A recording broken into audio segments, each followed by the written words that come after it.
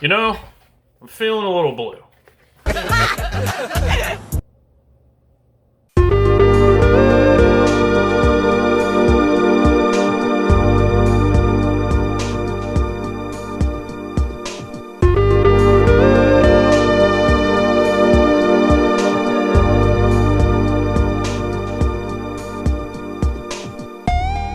You know, I don't know whether it was the fact that it's like the 25th anniversary of Waterworld, or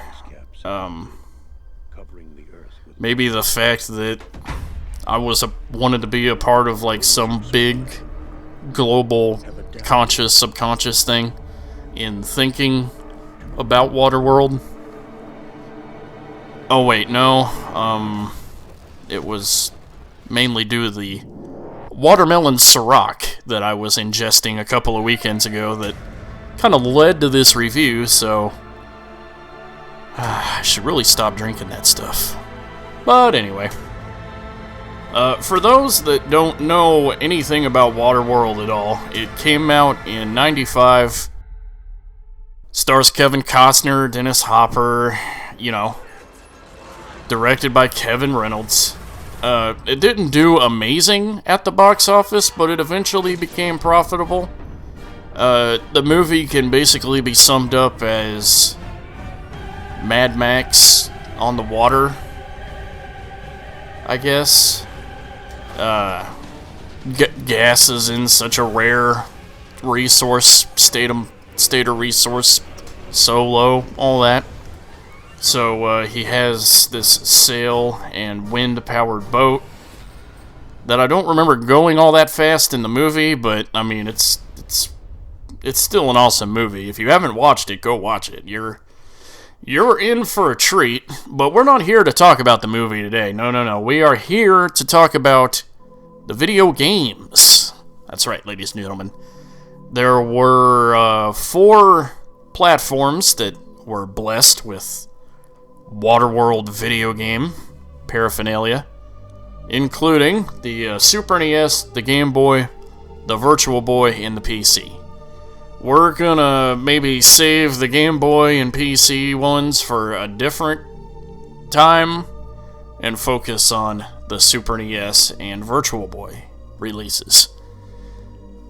Oh man, where do we start? How about the graphics? These graphics,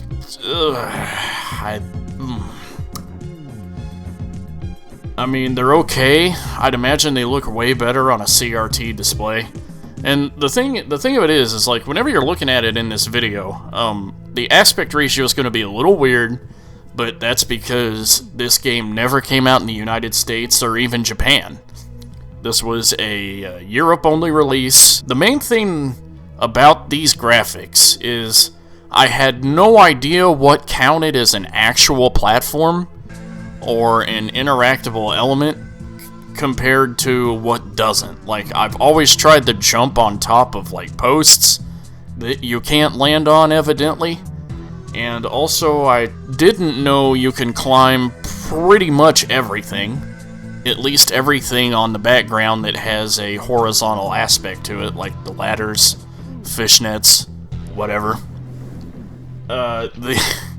These bullets, don't get me started on the bullets, don't even get me started on the guns. Everything just looks kind of low res. They tried to do this thing where they digitize stills and models from the movie and animate them using keyframes.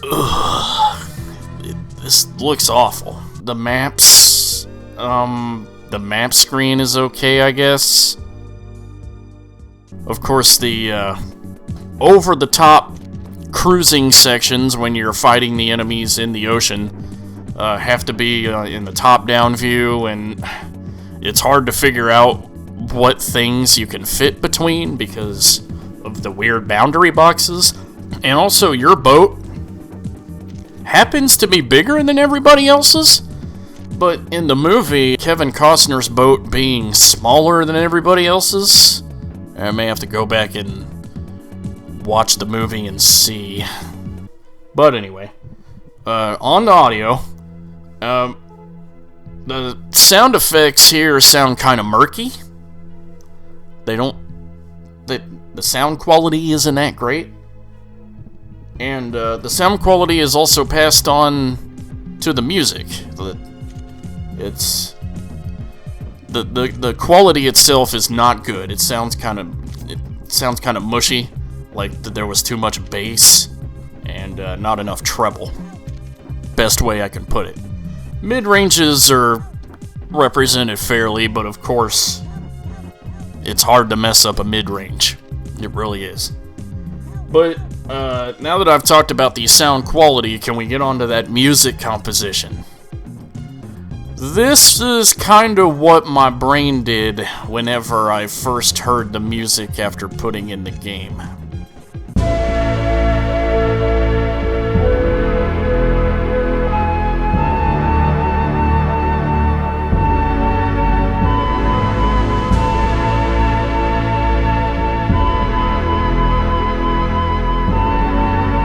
Although one thing I will say about the music is, I don't know if you can call it influenced by or directly ripped off of, but one of these riffs sounds almost exactly the same as a Pink Floyd song from Momentary Lapse in Reason.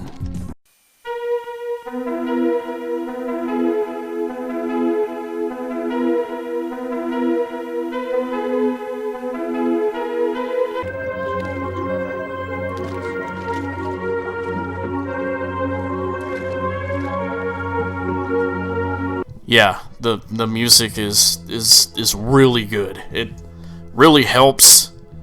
I mean, in the end, that's kind of what I was playing it for, was the music. Gameplay, once again, it's not a complicated plot. As a matter of fact, well, as it just so happens, I happen to have a Waterworld Opedia here, so why don't we just go ahead and flip it around back and see what we can find here. Let's see. Earth is covered by water. Kevin Costner. Dennis Hopper. Deacon. Chooses to attack the atoll where Enola is. And her mother. Yeah, that's good. That's good too. Yeah, explosive war of good and evil. Open sea battlefield. Yeah, later with a secret or something. It's all there. Yeah, now that we got our plot summary out of the way, basically the game just kind of goes on a cycle with increasing difficulty. First off, you play one of the top-down water levels where you shoot down the enemies. Then you go into like a deep diving buoy thing where you have to pick up a bunch of artifacts and then, as I found out later, return to the surface before you run out of air, otherwise you get no bonus money. And then after returning to the surface, you go to the atoll, and you fight and try to rescue people that are drowning in the ocean, as well as keeping guys contained in the atoll? Yeah, I mean, you do this, you go in the atoll, and then you fight off the bad guys inside the atoll. This is my favorite part of the game, the side-scroller shoot 'em. And then you do this again 5 or 6 times until you reach the rather weak boss at the end of the game. And that's it. You just beat the game. I felt an overwhelming sense of accomplishment after beating this game. This is the epitome of what my life was conceived for. You know. Yeah. Well, anyway.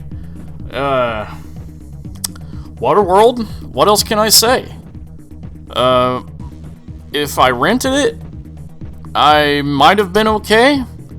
Definitely not worth the full price of admission, though.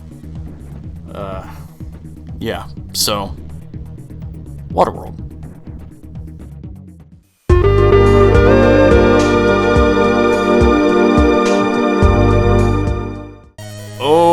yeah, the Virtual Boy version.